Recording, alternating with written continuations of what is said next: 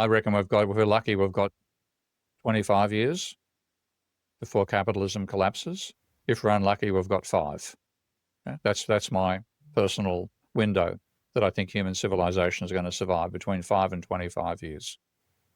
Because we haven't addressed global warming at all. We're still pumping carbon dioxide out on an exponential curve you can take right back to 1750. There's been no way that policy has had any effect. So the climate change trivializes of one. The climate is not trivial. We're about to see the discord between the two. When that happens, the private financial system will collapse. People won't be able to pay their debts back. Banks will go bankrupt. Insurance companies will refuse to insure industries. Industries will fail to work as a result of that. We're headed for a command economy, whether we like it or not. And if we don't get a command economy, we're going to get a breakdown into either complete collapse or like a Mad Max world where force rules. So I think socialism is inevitable because neoclassical economists have destroyed capitalism. So it really is a socialism or barbarism dilemma. How does one have a realistic vision of socialism? You're listening to One Dime Radio. Become a patron at patreon.com/onedime to support the show and get access to extra content. We think that ideology is something blurring, confusing our straight view. Ideology should be glasses which distort our view. And the critique of ideology should be the opposite. Like you take off the glasses so that you can finally see the way things really are. When you talk about a revolution, most people think violence, without realizing that the real content of any kind of revolutionary thrust lies in the principles and the goals that you're striving for, not in the way you reach them. Philosophers call someone a relativist, by which they mean it's a person that holds that any view is as good as any other view. My simple response to that is this: no one holds that view. No one believes that every view is as good as every other view.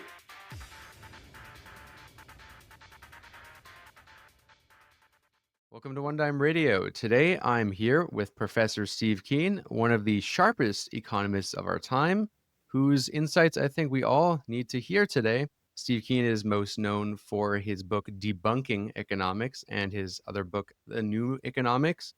You are known for being a heterodox economist. And when people hear that term heterodox economist, one, what does that mean? And what is wrong with orthodox economics? What is wrong with the classical economics? And I know this is such a big question because you wrote a whole book on it, which I think, given the complexity, is surprisingly quite accessible for an economics book, that talks about mathematical models and stuff that most people would find extremely boring. But you actually write it very excellently. When were you, I guess, as the young people would say today, pilled on the falsehoods of economics, and what made you want to kind of venture into this whole project of making people unlearn economics, so to speak? Okay, well, I'd say I can almost give you the day. It was during July in 1971, in my first year economics course at Sydney University. And the catalyst, the general circumstances at the time was so different to today, but it was the time of the Vietnam War. Australia made the typical foolish decision to come along and side with you Yanks invading a third country for that war. So there was an enormous debate over conscription, et cetera, et cetera. It was a time of a huge amount of uproar at universities. But my change actually came from a very technical piece of economics, because my first year lecturer, who's still a good friend these days, Professor Frank Stillwell, back those days he was Dr. Frank Stillwell, explained what's called the theory of the second best in the first year lectures. And this is something you normally learned in a third or fourth year honours course or master's, PhD qualifying.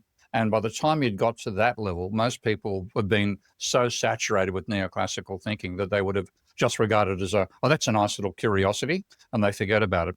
What it showed was that, and it was actually, I think it got its originators the Nobel Prize at one point. They showed that if you were 2 steps away from what's regarded as perfection by neoclassical economics, then moving 1 step towards it, but not the whole 2, would actually make social welfare worse. And the example that Frank used was, if you have wage negotiations But the ideal, according to neoclassical theory, is that you have organized workers who bargain for on their own personal right, firms who, again, bargain for employees on an individual basis, no collusion within labor or capital. But the real world is you've got trade unions on one side and employer associations on the other. So in the neoclassical view, you get equilibrium where the worker gets paid their marginal product. That's the ideal. When you allow that there's both trade unions and monopolies, or employer associations, you move to another point where it's indeterminate what the wage will be, and it's a bargaining point which might make the firms better off or the workers better off compared to the ideal. But if you abolish one or the other, either get rid of the trade union or get rid of the employer association, the outcome is necessarily lower social welfare than the previous case where you had both the trade union and association. And I fell for the conventional argument. I accepted all the idea of supply and demand and equilibrium and so on. And then to have it pointed out that if you take into account the reality, there's plenty of distortions from what's called the perfectly competitive ideal, then getting rid of them sequentially will make things worse. And I thought, there's got to be something wrong with the theory if you can simply demolish it so easily. So I checked my textbook. There was no mention of the theory of the second best there. I then went down to the economics department library, which is in the same building as where the lectures were, the Merriweather building at Sydney University. And I went looking for the journal papers. I found the original. And then I was horrified that this is not covered in the textbooks. So I went to the journals again, looking for the most recent journal papers. And I found one by Paul Samuelson, which was called, actually, first of all, I found a paper by a Marxist. And that surprised me. This is in the that was in the Cambridge Journal of Economics by Baduri. And I was amazed that a Marxist got a journal. That surprised me. But then I read Samuelson, a paper called A Summing Up. And he basically conceded defeat in a debate over the definition of capital, which I didn't even know was happening. But it was actually taken place between 1960, when Piero Sciarra published Production of Commodities by Means of Commodities, through to it probably sort of petered out in the late 60s. No mention of it. Samuelson conceded defeat in that paper, but he read his textbook, which I had at the time, no recognition of the dispute there either. So I thought, I'm being lied to by my textbooks. And I stopped reading the textbooks. I read them anyway for reference, obviously. But I'd go and take a look at the journal papers and see what's being said in the journals. And the gap between what I was being taught versus the journals wasn't a case of I was getting the simplified version in the textbook and the sophisticated stuff is in the journals. I was seeing completely contrary results to absolutely fundamental arguments in the textbooks. And I just thought these textbooks are mendacious. Whether they know it or not, they're lying about the nature of economics. So that was my breakaway point, and I've never looked back. So that's why I regard economics as unscientific in the extreme, because there have been so many anomalies and so many logical disproofs and so many empirical failings. This theory should not even be around anymore. It should be like phlogiston in chemistry, but it still dominates economics today. And they're so bloody arrogant about it. That's the other terrifying thing. They're so sure they've got the right answers to everything, when history and logical analysis shows they've got the wrong answers to everything.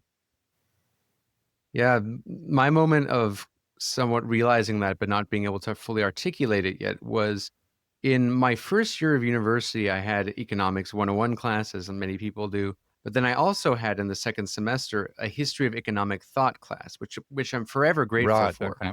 Because the contrast was so stark. In Economics 101, it was explaining what was really just one theory of economics, neoclassical economics, as if it was a sort of just given fact. And then the history of economic thought is when I got exposed to Keynes, a little bit of John Kenneth Galbraith, a bunch of other people, mixture of Austrian, Chicago school, pretty much a huge variety, and also even neoclassical. To some extent, they even went over Marx a little bit, but it was not required reading. I remember, there was a small part where they included an article that said why Marx was right about capitalism but wrong about communism. I was thinking, why did you just leave this in here, but you didn't make it like mandatory? But then from there was really kind of what prompted my discovery, but articulating how to actually debunk economics is difficult. At an intuitive level, it's easy to see why, you know, some things don't make sense. Like, for example, I mean, in economics, a lot of the time they'll teach you that like the minimum wage shouldn't be there. Like the minimum wages are Yeah. bad, Yeah. that Mm. workers get paid exactly what they contribute. And The they'll marginal use product theory. Yeah. exactly, which you debunk in your book very well. And like, Mm. there's an intuitive sense. It's like, there's no way that could be true. Like a lot of that doesn't, how could that possibly make sense? How could Elon Musk possibly be contributing so much more to amount that like level of wealth that he has, right? So, you know, a lot of I'd rather people go will, for Jamie Dimon, but yeah, you can argue Musk succeeded as an entrepreneur. There are all sorts of disputes sure, over that. But Jamie sure, Dimon there's and that worse, lot, there are worse capitalists, I will say, much worse yeah, yeah. capitalists. So the whole and like the owner of L'Oreal, I've forgotten her name, but she's part of the L'Oreal family, whose income has been astronomical since she was born. She never worked. Okay, so inheritance is also left out of their thinking. Mm. There's so many elements of their thinking which you don't need many critical brain cells to see you're being bullshitted. Right. And I can see why this was devised maybe as like propaganda, but what is dangerous is when, you know, people who are supposed to be running the economy and predicting the economy believe in their own lies. And you write Mm, in your book about how so many people just didn't predict the 2008 crisis. You did. Some people did. mm, A lot of Marxists did, but, you know, with Marxists, they kind of predict the last, 100 out of the last 3 crashes. Because they're always yeah, predicting yeah. crashes. It's sometimes hard to tell as to whether they're really spot on. But I mean, yeah, so I know this is a difficult question because there's just so much to go over. But I mean, what are some of the things that mainstream economic theorists got wrong in that Mm. led them to not see what was coming, the 2008 crash? Well, the fundamental thing they missed out was the role of credit in aggregate demand. So according to neoclassicals, credit is a redistribution. Okay? They treat banks as intermediaries. Banks don't actually lend money. They introduce savers who've got money to lend to borrowers who need money for projects. And therefore, when you have a lending, it is simply transferring money from one non-bank to another non-bank. And to quote Ben Bernanke on this front, and I hate how many times I've quoted that idiot on this particular paragraph, you probably get citation benefit out of the fact that I think he's a fool. But he wrote at one stage in disparaging Irving Fisher's debt deflation explanation for the Great Depression. He said that it had less impact on academic circles because of the counter-argument that debt deflation represented no more than a redistribution from one group, debtors, to another group, creditors, and absent implausibly large differences in marginal propensities to spend, pure redistribution should have no significant macroeconomic effect. So they completely ignore credit. Now, my positive contributions to economics began with building a mathematical model of Hyman Minsky's financial instability hypothesis as part of my PhD. And that Minsky took it for granted that credit was part of aggregate demand, but didn't quite explain it. It took me quite a while to work out a logical reason as well. But I always knew that credit was part of aggregate demand. So I saw the crisis coming because having done my work on Minsky in the early 90s, I actually built that model in 1992. And then for a whole lot of reasons, I didn't work in that area for some time.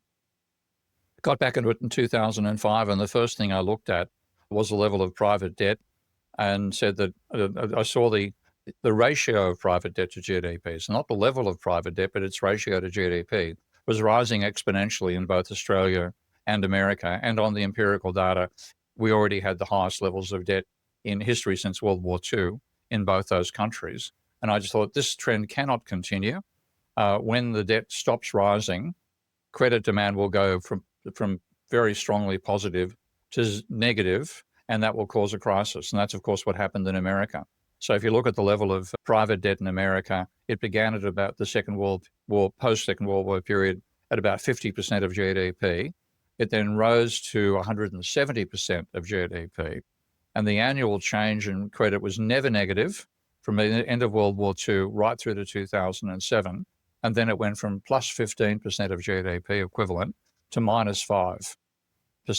So that's like a 20% of GDP swing around, decline in the level of demand. And it just caused that's what caused the crisis. And when I look at the empirical work, and I've done a lot of empirical work since then, if you look at the credit as a percentage of GDP, and you plot that against the unemployment rate from between 1990 and 2015, you get a negative relationship between the two because credit means more demand, so more demand leads less unemployment. The correlation coefficient was so big that when I first saw it, I told my students that if I didn't have data, I wouldn't dare make up numbers as outrageous as the actual data to try to support my case. Correlation coefficient was minus 0.92. Over 25 years, 100 quarterly data statements, ludicrous levels of correlation to show that credit caused the Great Recession. You look at the academic literature, I'm the only person making that case. The neoclassicals are still looking up explanations involving supply shocks or sudden artificial lowerings of debt ceilings. They've got no idea of what caused the crisis, even almost 20 years after it occurred.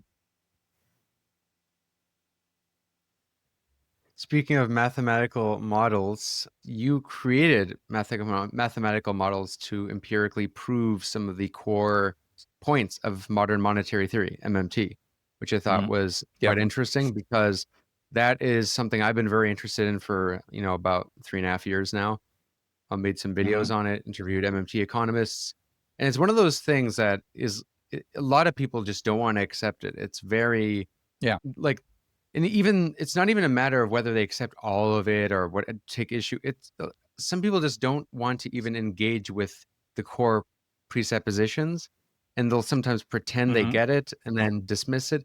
But yeah, what made you have that turnaround? Because it's one of these things that I've seen even top tier economists not want to embrace, but they'll kind of accept some of the points, but then distance themselves from it. Like our now new Prime Minister, Mark Carney of Canada, he was the former head of the Bank of England and Bank of Canada.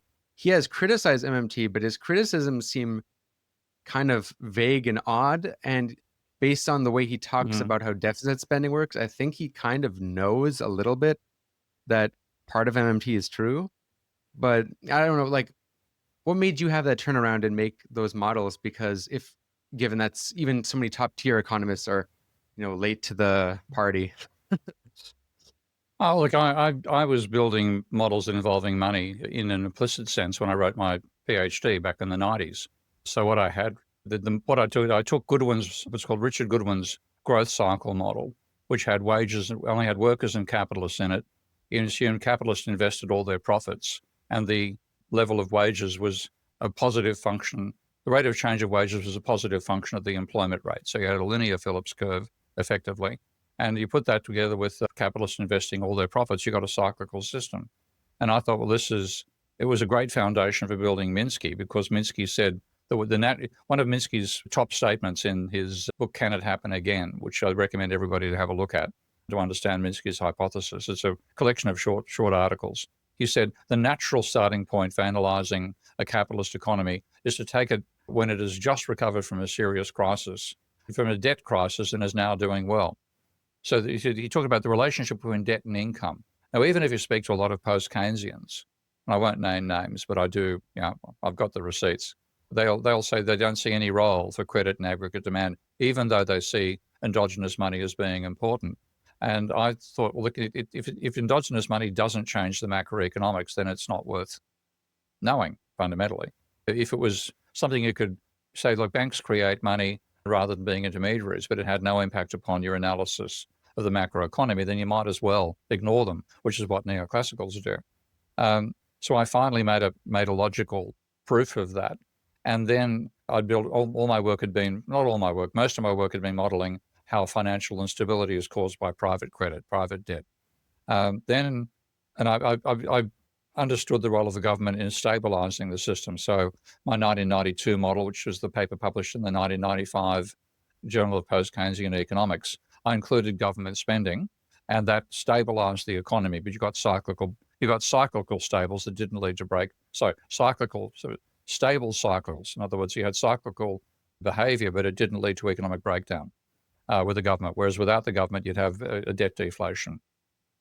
So I had the government in my thinking as well, but I didn't strictly have money. I had the level of debt as a proxy for money in my model of the financial instability hypothesis, and the same for government spending. I didn't explicitly have money there.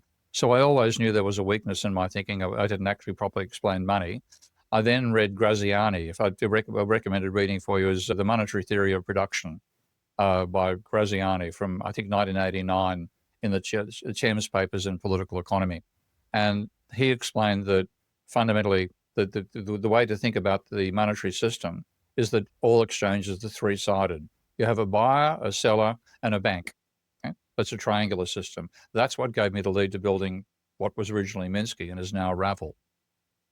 So double entry bookkeeping turned up, and then, because I've had so many other things I was working on, I'd never actually looked at the government accounting side. Then I read Stephanie Kelton's The Deficit Myth, and before I read it, when I was asked about how does the government create money, I would say, oh, well, it creates money to the extent to which the central bank buys the bonds that are issued as part of the deficit.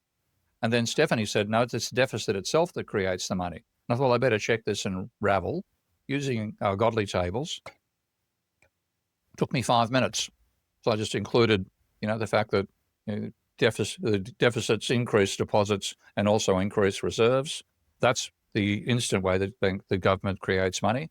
The deficit adds more money to bank accounts than it takes out. Spending adds more than it takes out in taxation. The residue is the increase in money created by fiat. And then there's more complications to that, but it was instantaneous. As soon as I saw that, I checked it with Ravel, and it instantly, Stephanie was right. And the difference between me and the modern monetary theory group in general is they haven't built a technology that lets you, analyze this stuff logically, mathematically, and visually. And I've done that with Ravel and the godly tables. Yeah, I think what is more important about MMT is not so much whether one is a MMTer, right? Because it's like just a contribution to economics. I see it rather than a political ideology, so to speak, in the way that something like Marxism is, which is why I think your approach to it is good. I mean, in the sense that like you are taking the best of it, but trying to empirically prove it, which I think it needs, obviously. My favorite MMT book is probably Mosler's work, because I think Warren Mosler is the most like empirically rigorous. Whereas he originated it. I mean, got to give. He definitely originated it. So that he was, and I was on the discussion group where he first started raising it, though I started, I think, after he had actually became active there. But the argument, the government doesn't tax to spend, it spends to tax. And that was his proposition. And it therefore means that the government isn't borrowing money, it's creating money, and then it changes what backs the money from being reserves, which don't earn any interest income or didn't at the time, for banks who hold reserves, and they also can't be traded. The government then sells bonds, and those bonds do earn interest and can be traded. So it was a totally rational asset swap for the banks to convert the reserves into bonds. But that involved no borrowing, because the whole bond operation, in terms of the primary sale of bonds, occurs on the asset side of the banking sector. And to create money, you've got to have an operation that occurs both on the assets and the either equity or liability side of the bank's tables. And that's what the deficit itself does. The bond sales do not. So it was obvious immediately that MMT was correct as a description of the mathematics of accounting of the economy. So I don't see it as a theory in that sense. I see it as it's a theory in the same sense that the Copernicus model of the solar system is a theory. It's a fact that the sun is the center of the solar system, not Earth. Okay. Before they had the Ptolemaic theory that Earth was the center of the universe and everything else rotates around us on perfect crystalline spheres and so on. That was a theory. And it didn't survive looking through a telescope to see that there were craters on the moon and moons of Jupiter. And in that sense, MMT, particularly when you put it in my Ravel software, it's obvious it's the accounting structure of the economy. When you acknowledge that accounting structure, it is simply a fact that government spending creates money, that bond sales do not have any impact on money creation by the treasury bond sales and primary auctions. The only bond sales that do affect the amount of money are bond sales by private banks to non-banks, and that actually reduces the amount of money. So it's simply a statement of the structure of the financial system in the same way that the Copernicus model was a statement of the structure of the solar system. Mm-hmm. I made a similar argument about that MMT, that aspect of MMT not being a theory in the sense that it's kind of just, at this point, how do you refute it, like as to how it works? But when it comes to empirically proving T's validity, at least at the level of how government spending works, in simple terms, could you explain to the audience, how you empirically prove that? Because for me, when I think of what empirically proved it in my eyes was because I heard it first from Stephanie, and it's easy that to still have skepticism that, okay, well, is this like actually true? That's what some people sometimes comment on that video. They're like, could this just be bullshitting? But it was Mosler explaining like the way in which the circulation of money and the way it works. But like in terms of empirically proving, kind of want you to clarify what you mean by like empirically proving the validity and where people could find that if they want to check it out for themselves. Well, it starts with the logical proof, because the monetary system uses double entry bookkeeping. And there was a time when I was not good at double entry bookkeeping. I now think I'm the best person. Well, not the best, one of the best people on the planet. The best person is actually another Canadian, Tyrone Keynes. We might talk about Ty's work later, but he's done better models than I've done in my own software. But in terms of showing that double entry bookkeeping is critical for understanding the monetary system, then Ravel, which I invented, is the only tool that enables that at the moment. So if you think in the reason double entry works is because to every transaction, there are two parties, a buyer and a seller, a lender and a borrower, et cetera, et cetera. So when you record in double entry bookkeeping, you record both the transactions for both parties on one line. And the idea is there must be a debit and a credit on every line, which is the original idea. We've made it simpler with Ravel, so we have a plus and a minus, and we keep track of the operations. The rule that makes sure your accounting is correct: the assets minus liabilities equals your equity. Okay? Financial claims that you have on other people minus financial claims that other people have on you is your net financial worth, and that's the basic equation we enforce in Ravel. And so you only show two things on each line. Okay, now that means that if you have two things on each line and they both happen on the liabilities or equity side of the bank's books, the location of money changes, but the amount of money does not. But if you have something happening on the liability or equity side and also on the asset side, then the liabilities or equity increase, and so does the assets. Or if you have people paying debt off, they're paying money down, assets go down, so do liabilities and equity. So that's an absolutely critical point. To create money, the operation must occur on both the asset side and the liability or equity side of the bank's ledger. So that's the proof. Okay? That's it starts from accounting. So if you look at the government spending, when the government spends, it puts money in your bank accounts. Okay? The balancing item is actually an increase in reserves. Part of me is a little worried getting too much into the technicals immediately due to the nature of, how do I keep people as long as possible listening before they turn off their brains? Because I know some people just aren't built to understand economics. I think because it takes a certain type of like learning style, because it's hard to visualize a lot of these things, especially if you don't, especially when listening to them. That's why I've built a visual tool. Yeah, right. That's one reason I designed Ravel, because I knew you had to have visual tools.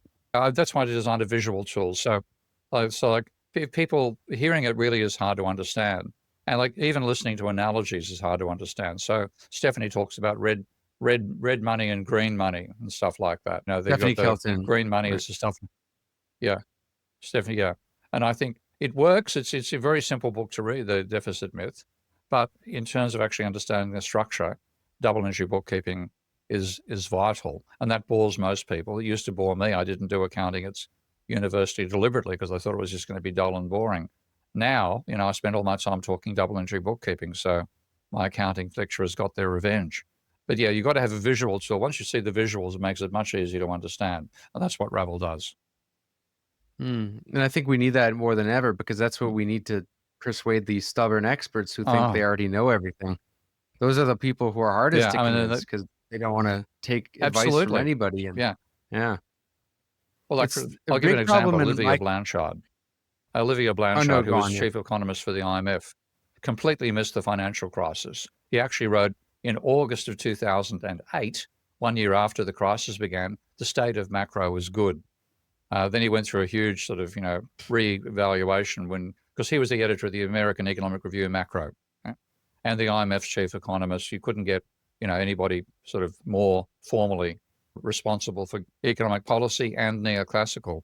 And just recently, he was one of the ones arguing the government debt's going to bankrupt the country. And I said, you got the accounting wrong. He said, oh, it's so nice of us to have you to help us tell us when our accounting is wrong, Steve. Well, I'm sorry, fuck you. Olivia, your accounting is wrong. Okay. So what they do is they think they understand it, but they haven't actually laid out the double entry bookkeeping tables. Now, when you do lay out the tables, you cannot believe the conventional argument. But they basically think debt is debt.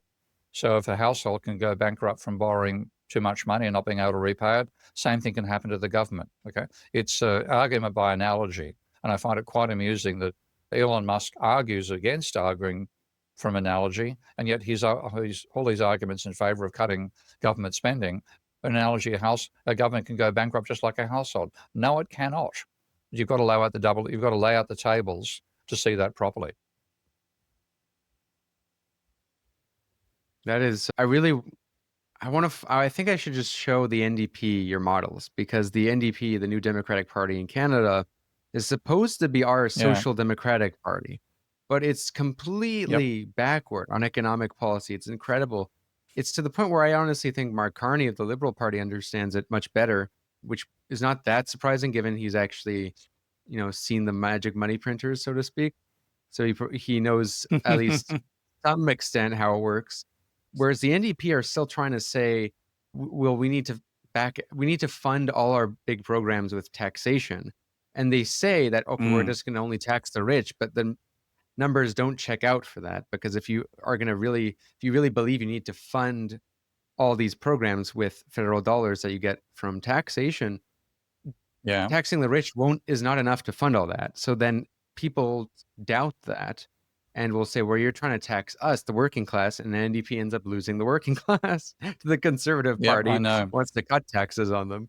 It's a really dire state. So I think they're really... in England, I mean, I was when Reeves became Chancellor, I couldn't believe the garbage she was coming out with. I mean, I could, because it's a typical economist belief, but they have the Labor Party saying what she was saying. So she said at one stage, if we can't afford it, we can't do it. That's the exact opposite of Keynes's early statement. If we can do it, we can afford it. So I think it's actually a deliberate reversal. She probably learned that from her lecturers at whichever university she studied economics at. I think it was Oxford. And then they decide they've got to freeze 4,000 pensioners to death to make sure the books balance. They've chucked people off disabilities to make sure the books balance. They've cut out dental care to make sure the books balance. You can understand that from the Tories, but when it's coming from the Labor Party, it's a sign of how far this intellectual rot has affected the political system. So it's got to go. Indeed. And I've taken to his logical conclusion. If one believes in that austerity logic, the conclusion of that, wouldn't that not be a kind of Department of Government Efficiency, what Elon Musk is doing? Because Elon Musk was a guy who took it very literally, the spending problem, and he was saying, okay, well, this is serious. We need to cut down the deficit as much as possible. And now he's basically chainsawing programs into oblivion. And, I can see the logic behind it, but it's coming from a false presumption, right? And totally false. What did you make of his? Did you see his recent kind of? I wouldn't call it an epiphany, but he recently was talking to Ted Cruz and another senator, where he said, there's these things called magic money computers that can just create money out of nothing. 14 computers. Yeah. And I'm just hoping he has a revelation and realizes that's a total surprise. They don't understand how fiat money is created, and they don't understand how credit money is created. So you don't understand how credit money is created, period. And people think economists are experts on money because the economy is about money, so economists must know what they're talking about. But the entire thrust of neoclassical economics, right from Jean-Baptiste Say back in the 1800s, has been about trivializing the role of money and saying money is just a veil over barter. So all the stuff they learn about the banking system and money when they're studying economics is to justify not including banks or debt or money in their macroeconomic models. And to this day, they don't include the level of private debt. Some of them are now starting to include credit, which is the rate of change of debt, because they're talking about financial frictions, that the financial sector slows down things in the economy. It's an accelerant. It speeds things up in the economy. But the only way they can handle it is by saying it's another friction that slows down how fast the economy returns to equilibrium after an exogenous shock. That's their mental framework. But yeah, they have no idea, and they think they understand the accounting. That's the danger. As you say, they're more dangerous than people who don't know what accounting is. But they think they understand it and they get it wrong. Mm-hmm. Well, a lot of people come from on the right, I think, still come from this Austrian understanding of how money works. And I'll ask you the simple question, what is money? Because I've noticed that's a question that tends to really reveal a lot of the presuppositions behind people's economic theories. In our system, money is the promises of the banks to pay. It's a promise. This is where I find Graziani's work so critical, because he started off by saying, this is the paper from, I think, 1989, The Monetary Theory of Production. And he said, in order to distinguish a barter economy from a monetary economy, three things are required. He said, first of all, money cannot be an ordinary commodity, okay? Because if it's an ordinary commodity, you've just gone from an N commodity system to an N+1 commodity system where you say we're going to use this commodity as money. That is just a barter system. Okay? It's still barter. He said money is also not specifically what we call credit when we mean, I'll give you an IOU, because if you get something on credit, you still have a financial obligation to the person you've got the object from. So if you go to a shop and buy, say, like, I'll come back and pay you for this later, and they write a note, you owe us 50 quid, you've walked out the door, you've got a note given them saying, I owe you 50 quid, it's an IOU. But if you don't come through on it, they've got the right to take that product back from you. So it has to be more than just credit. And he said, then the third thing is that it can't enable the creator of whatever money is to make money by seigniorage. So you can make a profit as a bank out of loans and so on, but you can't create money for your own use as a bank. And he said the only way to satisfy these conditions is that money is the promise of a third party that is the transfer of that promise from one party to another is accepted as complete payment for whatever is being exchanged. So money fundamentally is a promise, right? And we accept the promises of banks. No more than an IOU. Okay? An IOU, which you accept that IOU as both parties accept that IOU as fully equivalent to the cost of the product, whatever is being exchanged. So it's a very special IOU. Like I could give you an IOU to buy your microphone off you, okay, and you could actually transfer it to me, but you couldn't then sell that IOU to somebody else. Now, if you buy a microphone off Amazon with a transfer of money from your account to Amazon's account, that transfer Amazon can then use to do whatever it wants to with it. Okay? So it has to be a transferable promise by a third party that is trusted for the exchange. And that's the basis of money. So it's a promise. It's not a commodity. It's not something backed by anything other than the trust we have in a financial institution. That was the idea that my money is an IOU and a unit of account was sort of what I got out of David Graeber's work, Debt, the first 5,000 years. Would you say that there is no such thing as like a transhistorical definition of money, or how you define money should be specific to the existing monetary system, like today? Well, there've been changes in. If David was a close friend, so I know his work very well. And he and Michael Hudson and I were very, very close friends. And Michael had done the archaeological research into the origins of money in ancient Sumeria, Cornelius Wunsch, who was Michael's collaborator on that work, she has translated tens of thousands of cuneiform. Cornelia speaks 13 languages, including ancient Babylonian. So she's gone right back to reaching the original cuneiforms and seeing what money was back in those early days. And even then, it's fundamentally a promise. When you purchase something in ancient Sumeria, you would go to a notary who would take a record of the promise of what you were getting for what you promised to do in the future. So even back then, they're passing through the notary, the fact that it was recorded on a clay tablet, and most of those clay tablets were about financial transactions, that itself was a promise. There was no barter involved. You weren't swapping a cow for a pig, nor were you handling over coins. At this stage, you were filling out effectively a double entry ledger on a clay tablet. So way back then, it was still true that it was a promise. Credit was a promise. And the maintenance of that. I mean, when I think about how it originated, I'm a bit of a fan of a series of books, 5 of 6 books in a series called The Clan of the Cave Bear. Ever seen it? Okay. I have not. It's a fictional book.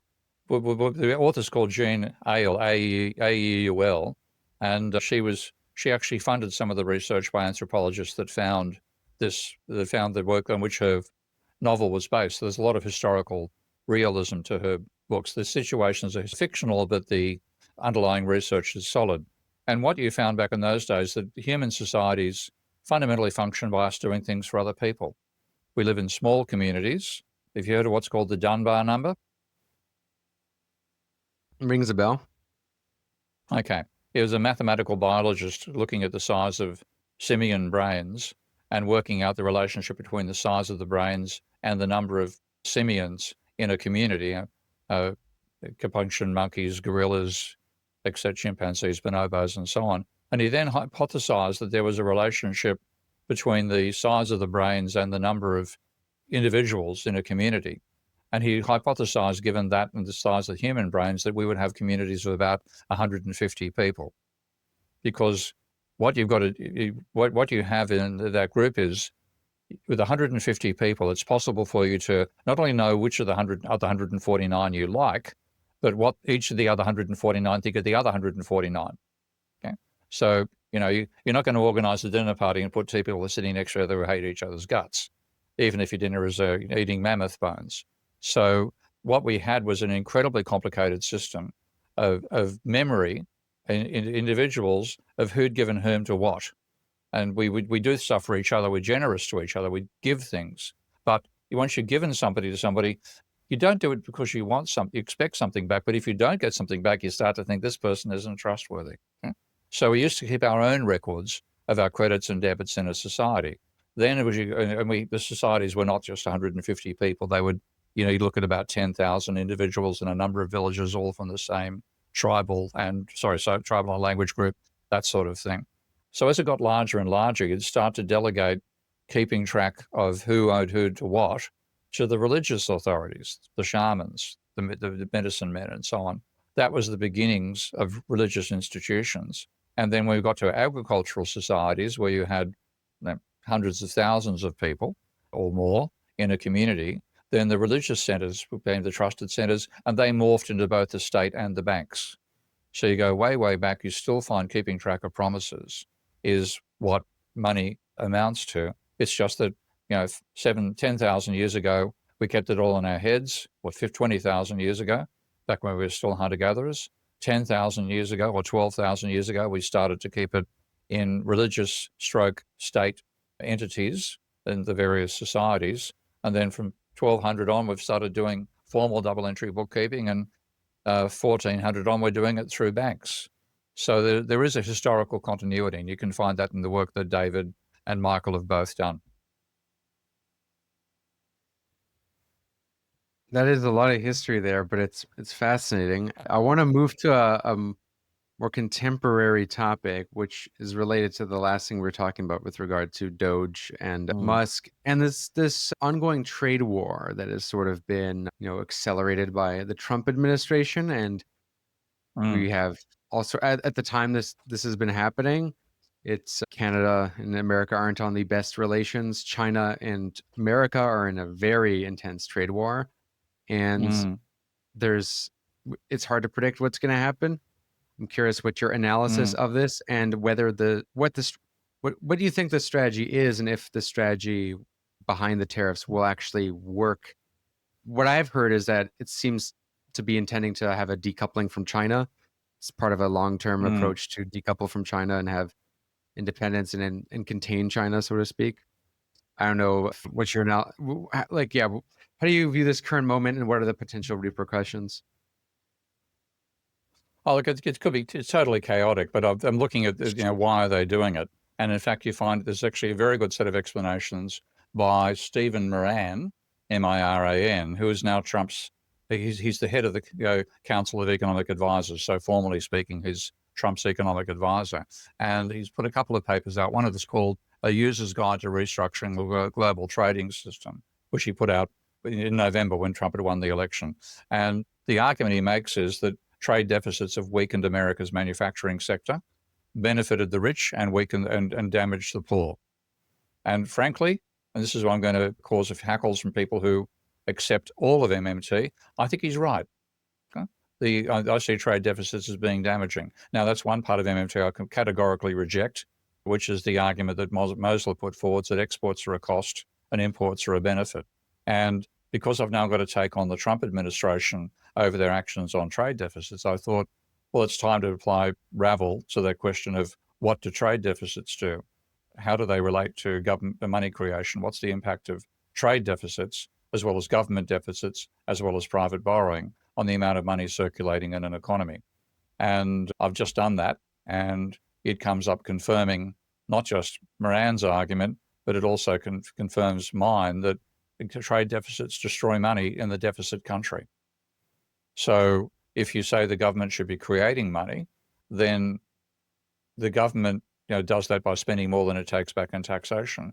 Equally, foreign trade can create money by exports exceeding imports. Now, the opposite applies. If imports exceed exports, you're destroying money domestically. And that is what Trump is arguing, that we're being screwed by the rest of the world. America screwed itself, frankly. But yeah, I think that the reason they're doing it is sound. The way they're doing it is crazy. And that's the worry I've got. It is an interesting question because, yeah, as you mentioned, Mosler does view the idea that trade deficits are inherently bad is wrong because, from his point of view, why would America complain about getting all these cheap goods from China? It's getting lower prices.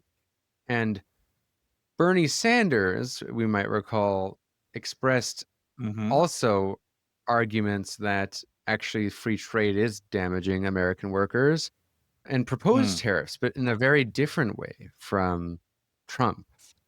And I do wonder to what extent there is room for tariffs and a way to, I guess, perhaps decouple from the global supply chain dependency without having the sort of repercussions that are occurring now, or if there's a more intelligent way to do what Trump. There is a more intelligent way, and it's the more intelligent way is Keynes's Bancorp. Because if you take a look at Keynes's proposals of Bretton Woods, they were to form an international clearing union in which all countries would have accounts denominated in a currency he called the Bancor. There'd be no actual Bancor in existence, but if you're running a trade deficit, you'd run up an overdraft in Bancor. And if you're running a trade surplus, you run up a positive balance in Bancor. The sum would be zero. But Keynes wanted to discourage large trade deficits and large trade surpluses. So his idea was to have an interest charge on both deficits and surpluses. So if you had I'm not sure of the figures that Keynes actually used, but let's say your trade deficit was more than 2% of GDP, then you would pay interest on the trade deficit. And if your trade surplus was 2% of your GDP, you'd also pay interest. And that interest was transferred to developing countries. So it was a way of funding third world development out of the operations of the international monetary system, discouraging trade surpluses and trade deficits simultaneously, limiting how large they got. And I think it was an eminently sensible suggestion, but it was shot down by Harry Dexter White, who was the American representative of Bretton Woods. And there's interesting stories about Dexter White, all sorts of arguments about his political motivations, which you'll find in the Battle of Bretton Woods, which is a great book on the actual experience. But he wanted the American dollar. And so he overruled Keynes, that basically the strength of the American bargaining chips at that stage in World War II was overwhelming. So rather than the banker, we got the American dollar as the means for international exchange. Now, the case that I've got to get used to saying his name here, but Moran, I think it is, let's see. Yeah, that Moran put forward is that because the dollar is used for international trade, there's a demand for the dollar over and above the need to buy American goods, and therefore the dollar is overvalued, and therefore there's an endemic trade deficit for America, and that's entirely correct. Okay? That's what actually has happened over time. So the dollar is necessarily overvalued. You also have people demanding your dollar, for other reasons, for the financial as well as the buying of goods and services. And that means you're overvalued. The price mechanism, which neoclassicals and Austrians think balances everything, won't work on that situation. As he points out, there are occasions where America's running a large trade deficit and the value of its currency increased. So the fact that the American dollar is the unit of account for international trade distorts the financial system. And I've felt that for decades. I've always accepted Keynes's analysis. And I think we're now seeing the impact of that after, like, the last time America ran a trade surplus was 1975. So we're talking 50 years since they ran a trade surplus. It was only transitory as it happens anyway, probably because of the collapse of oil prices. But they've been forever running a trade deficit, and you'll get people, everybody from Warren Mosler to Larry Summers will come out and say that we're giving them pieces of paper, they're giving us physical goods, we're coming out ahead. I think that's childish logic. I can understand it coming from Larry Summers. I've always been disappointed that Warren put it forward, and equally disappointed that economists like Stephanie, Randy Ray, and Bill Mitchell didn't challenge him on it, because I think that particular piece of nonsense has become part of MMT, and that undermines the good stuff they're doing by being correct about the accounting of government money creation.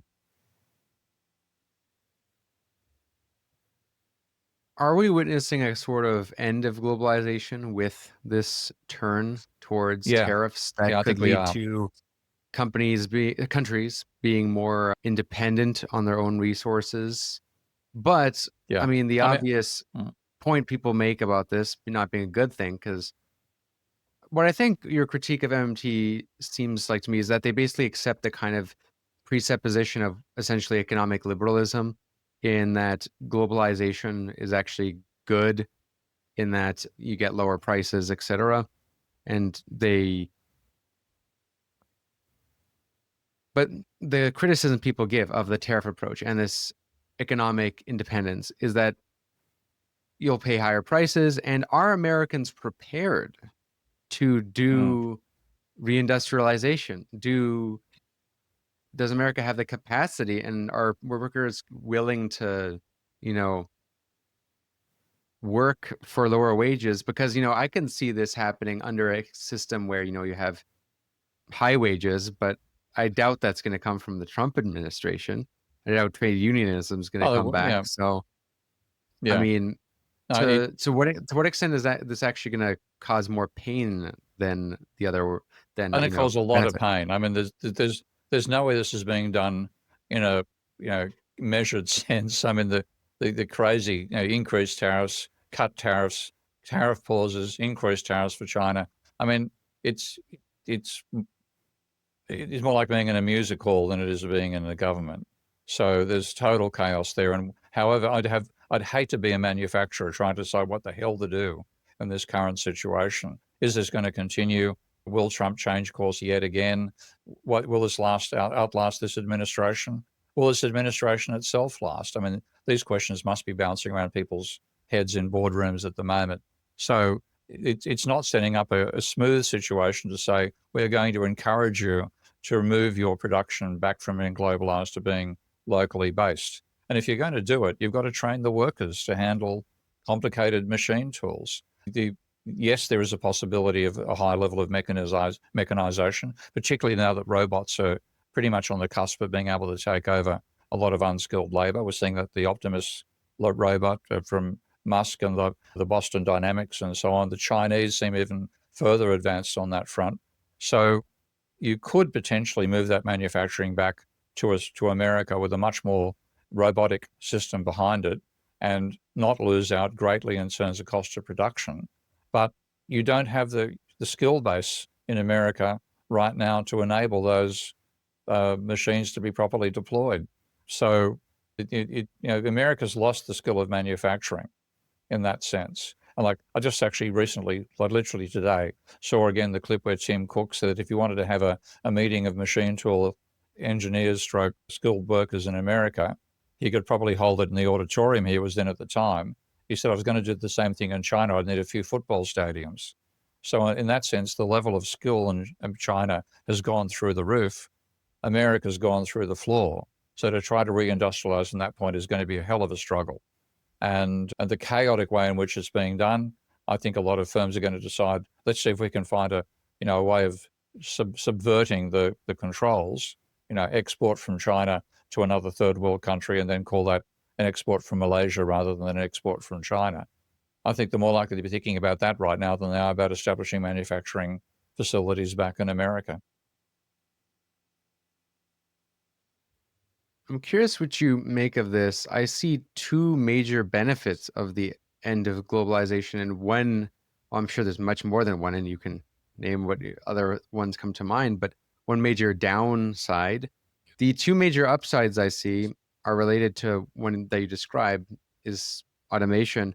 I think, is it not possible that if you have a reindustrialization and more self-sufficiency and tariffs, that this could actually increase the strength of labor power of trade unions? Because if companies can't just ship their factories, or their can't just go do business somewhere else easily because there's cheaper labor, and they're more compelled to do it domestically, that gives workers more leverage, which they lost partially due to globalization.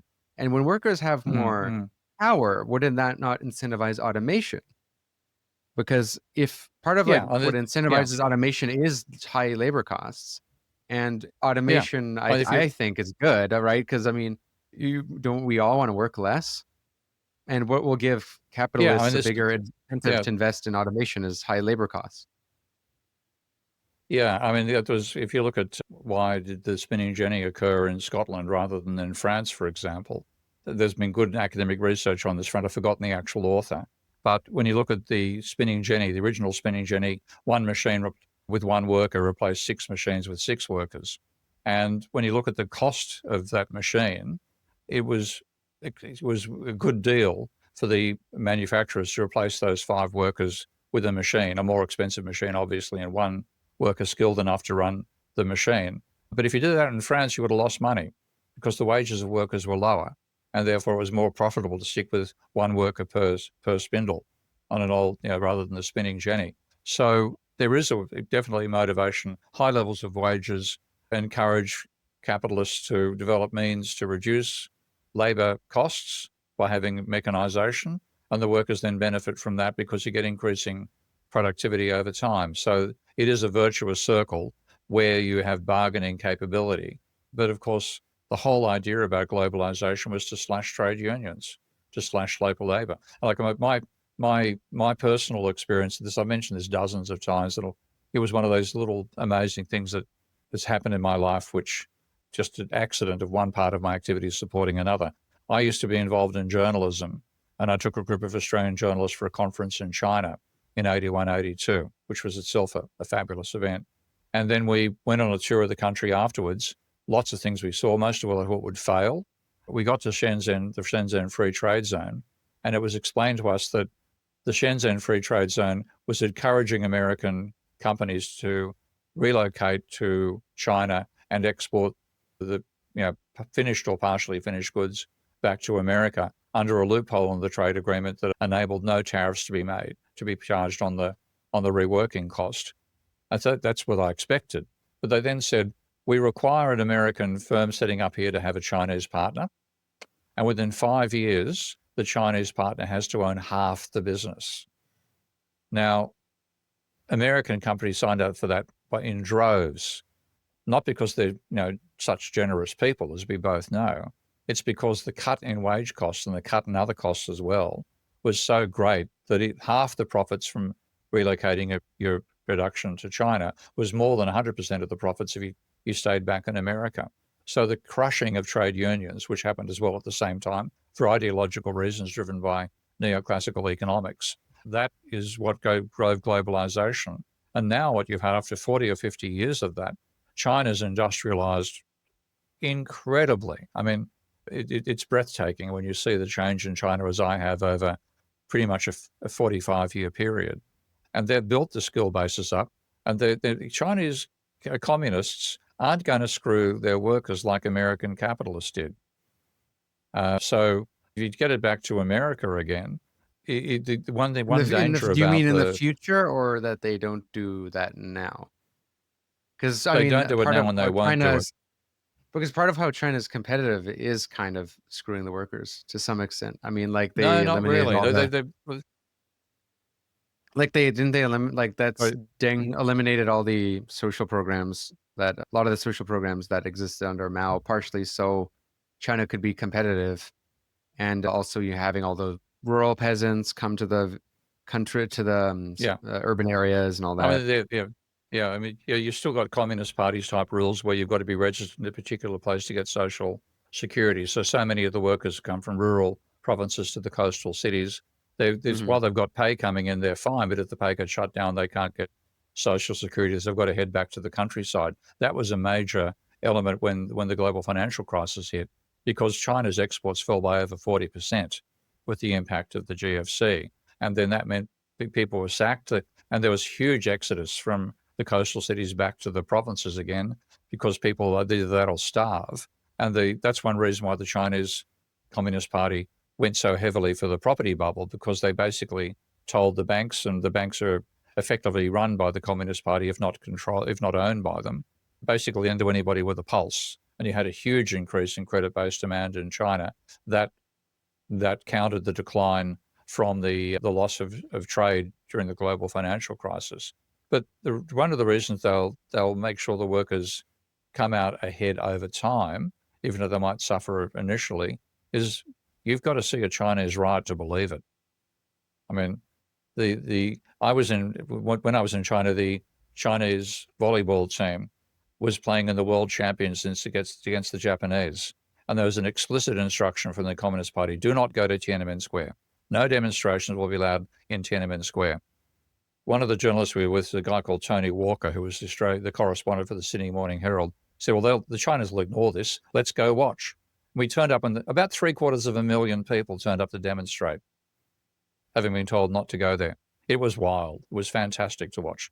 People coming in, like you'd suddenly see the crowd would suddenly just move and run, and you had to move and run as well. And then you found that there were 5,000 bicyclists doing a cycle through the crowd of 750,000 people.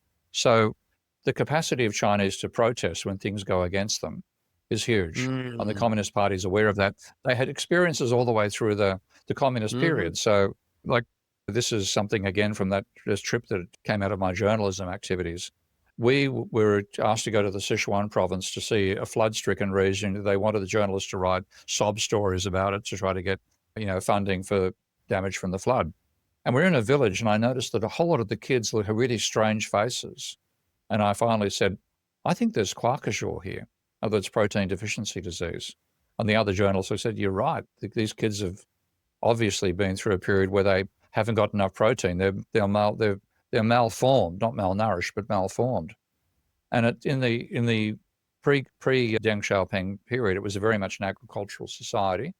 And there were factions, pro-grain and pro-legume factions in the party. And the pro-grain faction, if it was dominant, would send a slogan saying, promote grain. And then what would happen is, at the field level, the cadres, to avoid being criticized when things went wrong, would rip up wheat crops wheat up legumes and grow wheat. And therefore, there wouldn't, when the harvest came round, there's not enough protein, and the kids would start to get protein deficiency. and there'd be a riot, and a few Communist Party members would find themselves, pitchforked and burnt, etc., etc. There'd be up the command line saying the peasants are revolting. That would flip the power controls at the Central Committee. You'd go from the pro-grain to the pro-legume. That would then go back down again, promote legumes. It'd get down to the field. They'd rip up legume crop and plant. It's just a cycle between the two, and the fact that the cycles, the change in political leadership occurred was because of these peasant revolts. So that's still part of the nature of China. So the Communist Party members, there's over 50 million members of the Communist Party. It's about 1 in 30 in China members of the party, and that there's a hair trigger response when there's a revolt by the peasants in some region. So that means that the political class in China is much more aware of what's happening to the poor than the political class in America.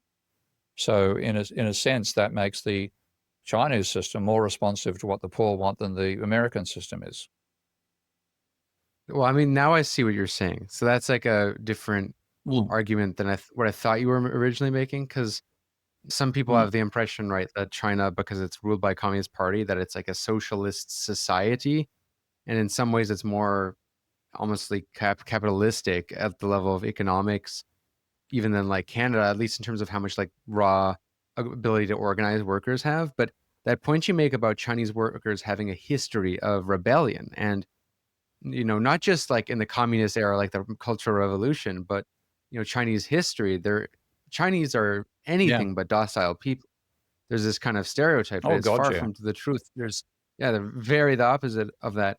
And I see what you mean, like in that the Chinese, whether China actually could potentially maybe move in a more socialist direction, would be up to its workers and its population, and the government, given that it's a one-party state with its legitimacy being based on a transition to socialism, it could be responsive to that. It could very much. I could see that it responding better in some ways than like our systems, just because the problem is that our systems, the strength and weakness of it is that our legitimacy is based on popular sovereignty elections, which is more stable in some regard, but it's also dangerous because you can just keep electing governments and then they'll blame the next person, nothing gets done. Oh, yeah. You can say, oh, well, you voted for us, too and the bad. only people who, Yeah. So, I mean, the Chinese government, hopefully it doesn't, narcissists. right? Hopefully it doesn't respond to the worker uprisings like it did with Tiananmen Square, but it could respond well, and it could go in a favorable direction. This brings me to the next question is, do you think neoliberalism is ending or has already ended?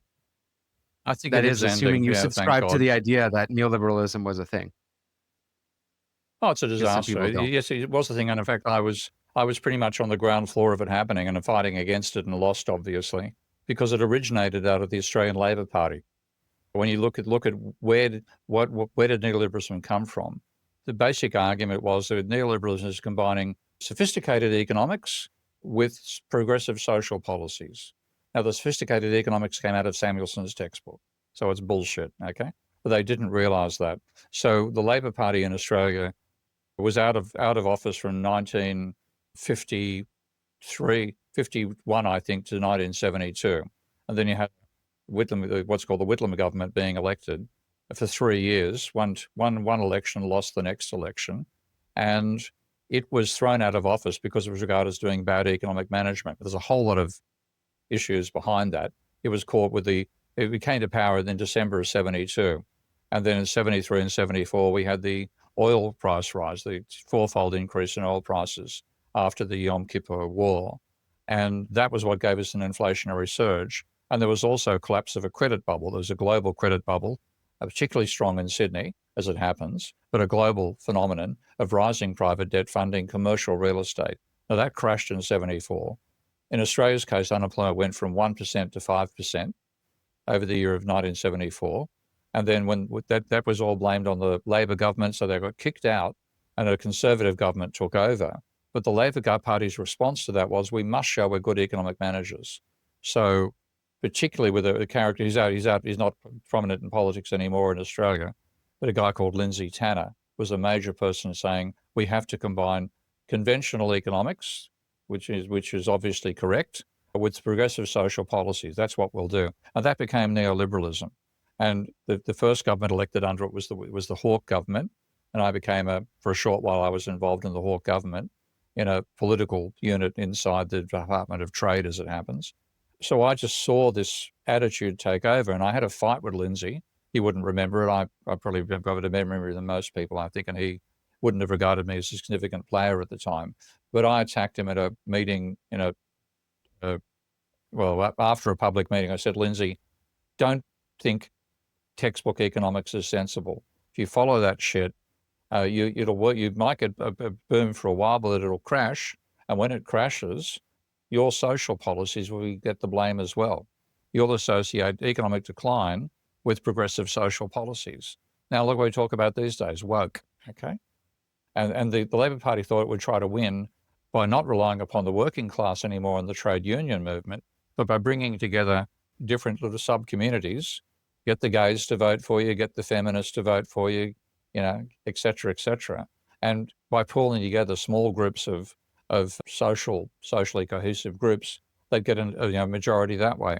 Well, that worked while the economy was functional, but from the 87 on, it's been dysfunctional. And so I think neoliberalism was a thing. It's a combination of neoclassical economics with progressive social policies. And because the neoclassical economics has failed, the social policies have been denigrated as well. And now I've got the anti-woke movement. So, yeah, I do think it's the thing, and I think it's been destructive. And even though it's going out in a very bad way, I'm glad to see the end of it. That's fascinating. You made me think of a book that I just was typing to see if I could remember it, but it makes this sort of case that you're making, which is different from the way a lot of leftists understand neoliberalism, because a lot of leftists usually understand it as coming solely from the right, because they'll look at the likes of Hayek and Milton Friedman, these clearly right-leaning individuals who popularize these ideas, and they get implemented under Thatcher and Reagan, and that's for the left, the two boogeymen. But of course, you mentioned the left-wing aspect of it too. Just for clarification, so when it was implemented under the Labour Party, was this before Thatcher and Reagan or after? Oh, yeah, 1975. So before. It started taking over the Labour Party before, yeah. It was strong. It became strongest in the early 80s, so 81, 80, yeah. But it predates Thatcher and Reagan. Interesting. That's and really this is one crucial reason it info. infected Tony. Yeah, this is why it infected Tony Blair, because Tony Blair tried to emulate the Australian Labor Party. So, Thatcher predated Blair, obviously, but the fact that it moved across from Thatcherite policies to Blairite policies, while it's still being the same policies, it shows the extent to which the left fell for it.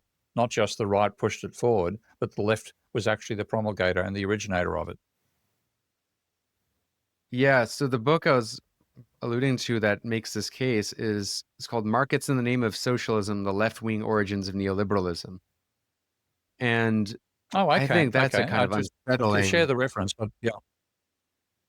Yeah, that's an unsettling aspect of history to deal with, because it makes total sense why, not just in America, but across the world, you see a phenomenon of right-wing parties, anti-woke parties, who are winning workers more than the supposedly left parties. It's why I've become increasingly kind of critical of this left-right distinction, because as it exists today, it doesn't really map very neatly onto a worker-capitalist divide. It doesn't map that well. Yeah. Because it's like, what are we talking about when we say the left? Right? Is this a workers' movement still? Because it clearly kind of No, it's not. This is the thing. It's abandoned. They abandoned the working class. Okay, they basically thought that rather than, and this has also come part of the internal power politics of a Labor Party. We saw this in England as well, but back in Australia's case, the party, the unions themselves had voting blocks in Labor Party policy, and there was left-right battles inside the Labor Party as well. And one reason that the right of the Labor Party pushed for neoliberalism is that they thought this would weaken the trade union movement and strengthen their hand in internal disputes inside the Labor Party. So it actually,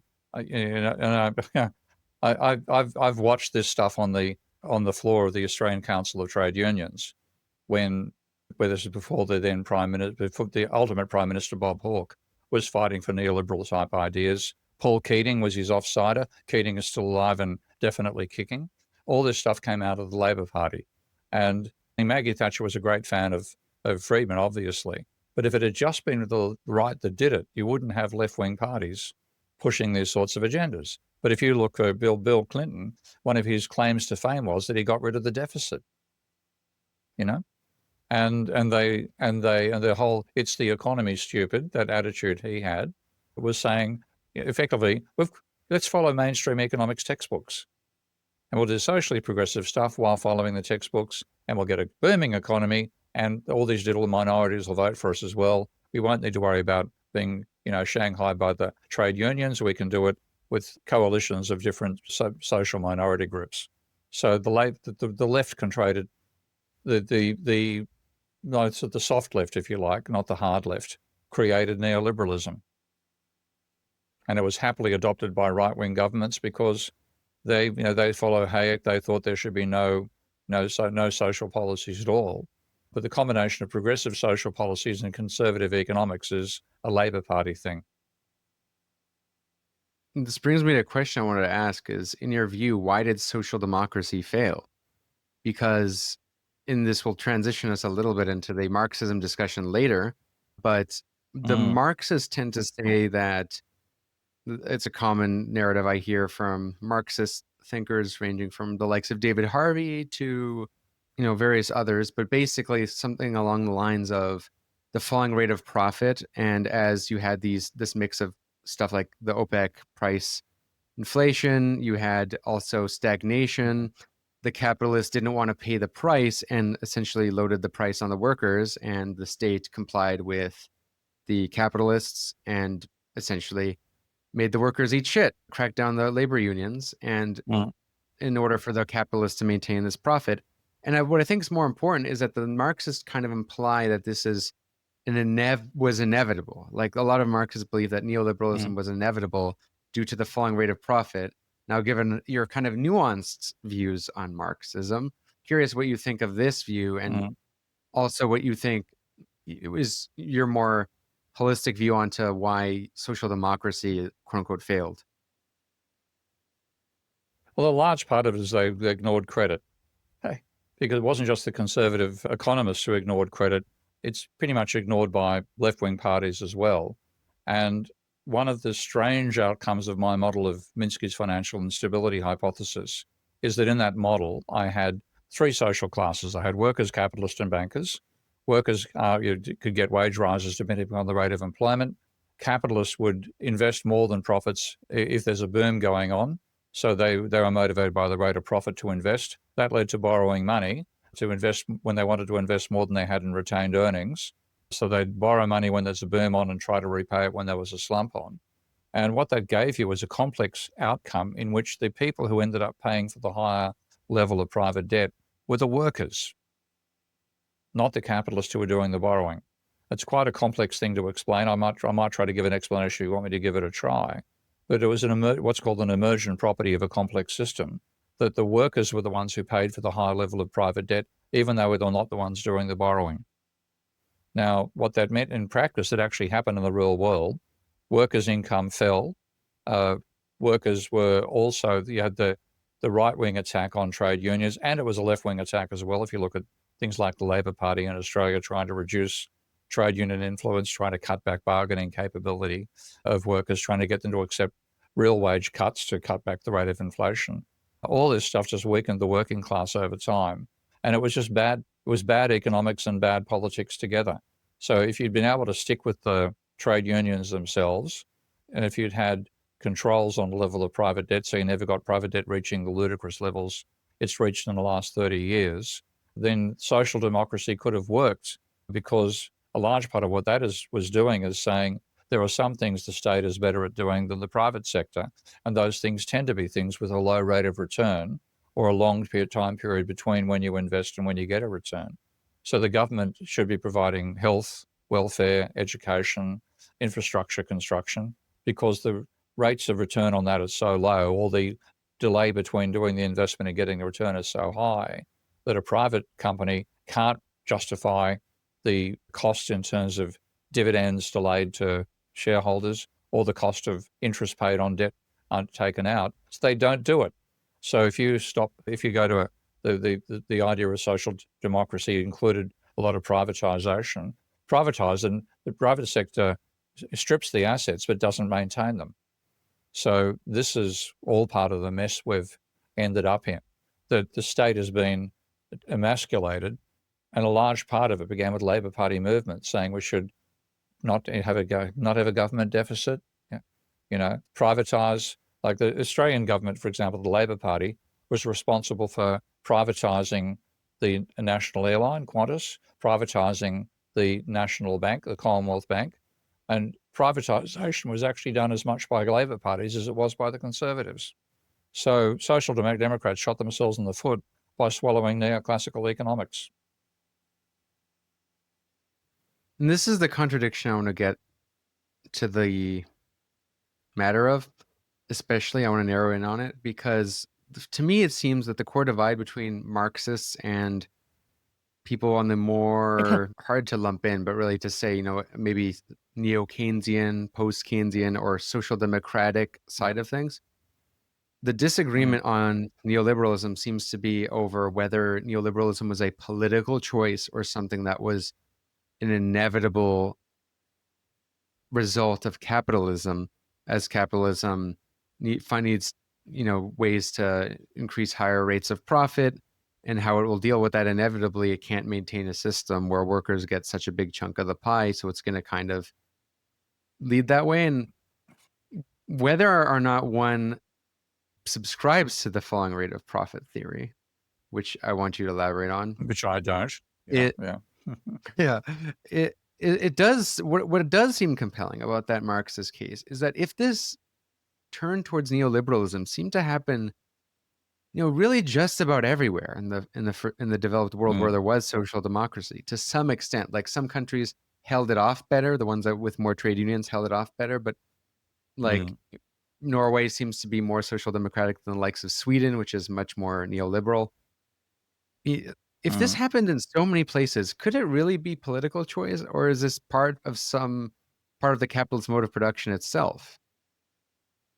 I think it's still political choice, because if the economics as the theory didn't exist at all, okay? There was no such thing as economic theory. You'd still have an economy, okay? If you didn't have engineering theory, you wouldn't have engineering, okay? If you don't have economic theory, you've still got an economy. So if you look at what happened to sort of an organic processes in capitalism, workers formed trade unions, employers formed employer associations, strong bargaining involving some violence quite frequently, over wage setting, workers' powers rose during booms and fell during slumps. All this sort of stuff is organic to capitalism. What was not organic was the growth of the state, or the growth of the state you can see as being organic as well. Because if you go back to the 1910s, the level of government spending in America was 3.9% of GDP. Over the whole period from 1790 to 2014, I think the average is about 2.5%. So the state was 1/10 the size that it is that we've been used to in the post-war period. The real expansion of the state began in the Great Depression and the Second World War, and it hasn't fallen back again. And when you look at what is the reason for that, the early days of capitalism were all about increasing output per worker, and it was very much driven by industrialization. And those are the major benefits. The commodities we got out of the system, which, Marx quite happily acknowledged was a positive for the working class.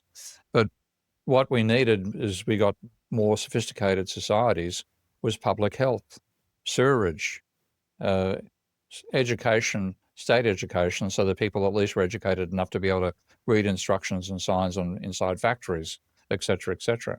So there's an organic element to the growth of the state. Now, the decision to reduce the state, that comes out of neoclassical theory, because if you look at the neoclassical image of a capitalist economy, it's fundamentally an anarchist system. You have supply and demand, intersecting supply and demand curves. If you put government inside there, you move away from equilibrium, that's got to be bad, okay? unions cause, bargaining issues that they, not knowing the second law of the theory of the second best, they see that as a negative. There's all these elements of a advancing society where you need more long-lasting infrastructural things to be built. And we had that happening in World War II and in the immediate aftermath. But the argument for neoclassical economics is, state's a bad thing. Anything the government done, the private sector is going to do better. That ideology is just spread through economics textbooks. So I think the fact that it happened globally is that everybody's reading Samuelson. And like Samuelson actually said at one stage, and I've got to read this, so give me a second to find the reference. It's quite remarkable when you see it. He wrote if I can find the textbook I'm looking for. He wrote a guide to a book for people using his textbook. And I can't necessarily find it in a hurry. I'll just have to go from memory. But he said at one stage, some sage, it may have been I, wrote that I do not care who writes a country's laws so long as I can write its economic textbooks. The student mind the students are highly impressionable, and the economic textbooks write in their tabula rasa. So if they read the textbook, it doesn't matter what politics it is, they'll be implementing my economics when they do that politics. So it was very much an ideological campaign by Samuelson. And it's been successful. That this economic textbook's justified that. Here we go, tabula rasa. Here we go. This is the quote in this textbook. Poets are the unacknowledged legislators of the world. It was a poet who said that, exercising occupational license. Some sage, it may have been I, declared in similar vein, I don't care who writes a nation's laws or crafts its advanced treaties, if I can write its economic textbooks. The first lick is a privileged one, impinging on the beginner's tabula rasa at its most impressionable state. Now, what we can see, it certainly happened with the bloody Labour Party in the UK. You could move Rachel Reeves from the Labour Party to the Tory Party and she wouldn't change a word.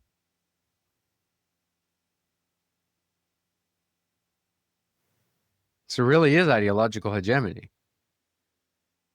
Yeah, I think so. It's the ideology of neoclassical economics. And it's one which is based on complete fallacies. That's why I've been spending my life trying to get rid of the shit. But, there's so much of it. I feel like I'm Hercules in a multi-story version of the Augean stables. It's extremely hard to dislodge. Thanks to people like you and a few others, we're trying. I want to get into... Thank God we're trying. I really want to get into more of the criticisms, and because you have a nuanced view on Marx. I've heard you talk on Lex Friedman's podcast about what you thought Marx got right and what he got wrong. And I think that would be a great topic of the Backroom episode, which we'll transition to now because, given your view in that episode, you can elaborate on why you don't believe in the falling rate of profit and the labor theory of value, and what Marx did get right. I'm curious to hear as well. So to the listeners... Give me a second to see if I can find that copy. I'll just go to the copy of get my copy of the Grundrisse. So chat away and I'll be back in a sec. Oh, sounds good. Yeah, we'll see you in the back room. So listeners listening this far, if you are not part of the Back Room on Patreon yet, I highly encourage you to do so. You're living under a rock. You get access to, at this point, almost 60 exclusive podcast episodes and some of the best conversations I've had with guests on this show. And it's cheaper than a latte in an urban city for a whole month, and you get access to all that. So become a patron if you haven't already, and get access to the private Discord and this conversation. See you there. My only hope is that when enough people become pessimist, then out of despair somebody maybe does something. But you know why I also like to be a pessimist? Because it's the only way to have a nice life. If you're an optimist, then always bad things happen and you are always disappointed. When you are a pessimist, then you look around, okay, there are bad, but from time to time something nice happens and you are, as a pessimist, you are a little bit glad all the time, no? You are listening to One Dime Radio. Become a patron at patreon.com/onedime to support the show and get access to extra content.